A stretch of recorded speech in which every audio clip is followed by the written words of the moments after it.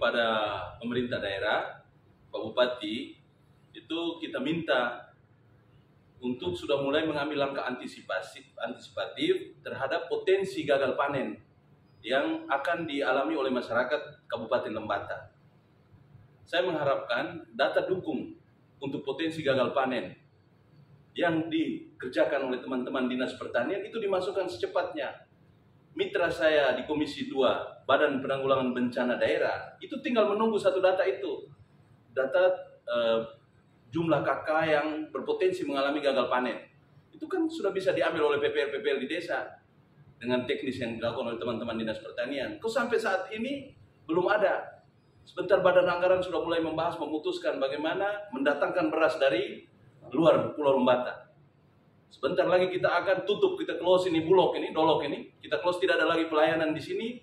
Kita arahkan pelayanan langsung ke desa-desa. Kita harus sudah bisa memetakan rakyat mana yang paling berpotensi berdampak pada gagal panen sehingga stok pangan kita ini tidak kewalahan di satu bulan tertentu nanti.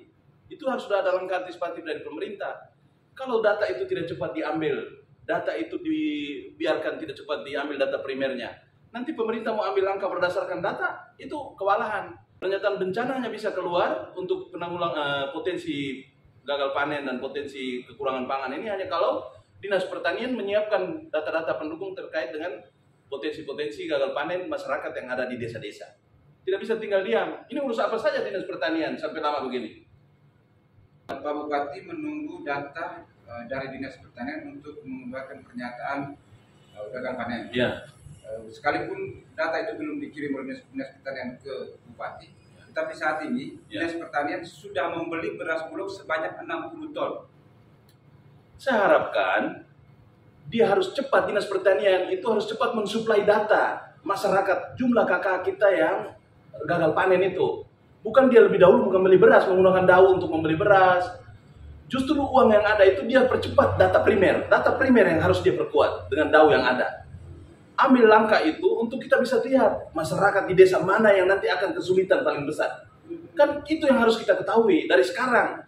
Sehingga waktu beras turun itu dia tidak mengalir mengambang. Kita petakan, oh bantuan ini akan turun di desa ini, kepala desa disiapkan. Bapak-bapak desa sekarang juga kita minta anggaran di desa BTT itu disiapkan. Atau badan usaha milik desanya disiapkan. Karena beras-beras ini kita tidak mau bagi semuanya di kabupaten sini.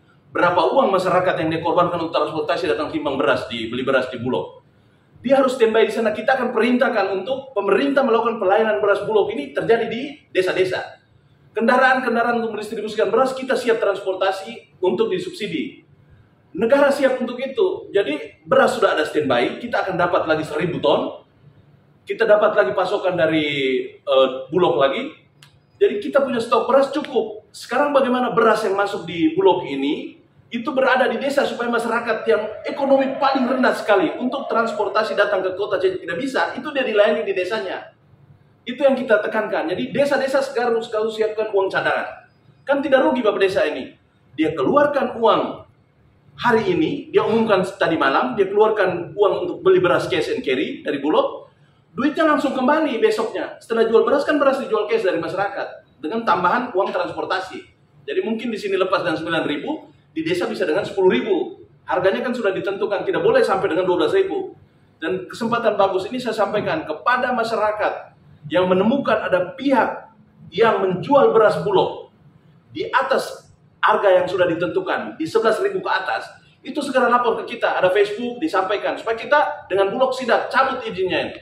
Tidak boleh menjual melampaui harga yang sudah ditentukan.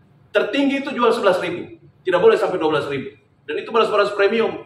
Masyarakat jangan takut makan beras Bulog, bukan seperti dulu yang dikonsepkan itu pakan ternak. Saya sudah lihat tadi itu beras premium semua itu. Tetapi saya tekankan kali ini terkait perjalanan tadi. Kadis Pertanian, ya Pak Bupati lah. Ini Pak Bupati tidak bisa tinggal diam. Pak Bupati perintahkan kaki tangan yang di Dinas Pertanian. Kalau tanya hari ini dia tidak bisa, Pak Bupati tanya lagi besok kan pasti dia percepat. Kalau tanya hari ini tunda lagi bulan depan baru tanya, itu orang dinas bisa melempem. Apalagi dia bilang kalau saya bergerak kecuali ada anggaran.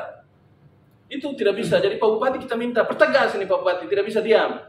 Tunggu masyarakat saya lapor baru kita atur langkah ini. Beras semua terkumpul di Bulog sana baru kita bilang masyarakat ada yang lapar di pondok-pondok. Kan tidak bisa begitu Pak.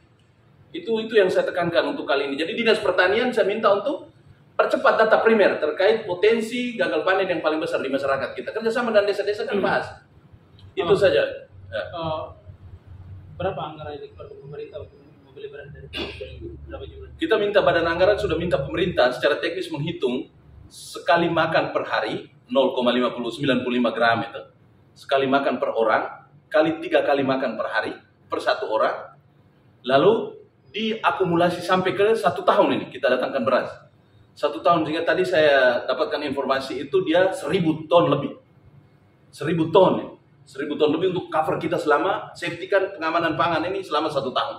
Kita harapkan juga petani kita sudah mulai kalau ada hasil panen di bulan April, padi ladang, jagung-jagung itu juga sudah mulai melakukan stok-stok pangan sendiri, secara mandiri. Di samping kita juga siap stok pangan kita ada. Jadi masyarakat jangan terlalu ketakutan terkait, menurut saya jangan terlalu panik. Masyarakat jangan terlalu panik tentang akan ada ketiadaan beras. Jangan terlalu panik. Saya sudah lihat di gudang Bulog tadi, stok kita masih cukup. Stok yang beredar sekarang di toko-toko juga masih cukup. Kita datangkan lagi. Duit ini kita akan anggarkan untuk sesuai perintah Presiden itu BTT untuk kita subsidi transportasi.